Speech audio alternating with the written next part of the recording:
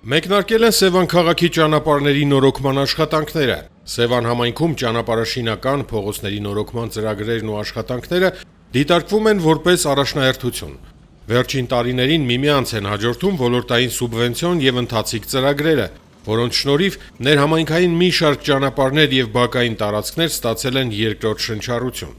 Համաձայն առկա նախագծանախահաշվային փաստաթղթերի օրերս Սևանում մեկնարկել են մի շարք փողոցների ասֆալտբետոնյա ծածկույթի փոսային նորոգման եւ ճաքալցման աշխատանքները։ Գործընթացում ընդգրկված են Նաիրյան, Սայատնովա, Շինարարների, Գրիբոյեդով, Սարգիս Սևանեցի, Հովանես Թումանյան, Չարենց, Հրազդան, Շահումյան փողոցների ասֆալտբետոնյա ծածկույթի փոսային նորոգումը։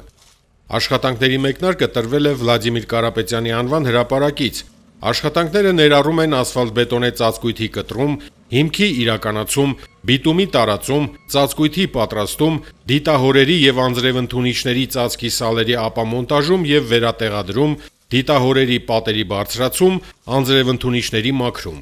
Աշխատանքներն ընդգրկում են 3000 քառակուսի մետր ասֆալտբետոնում եւ 500 գծամետր ճաքալցում։ Ծրագրի պայմանագրային արժեքը 26 միլիոն 940 հազար դրամ է, որն հատկացվելու է համայնքային բյուջեի միջոցներից։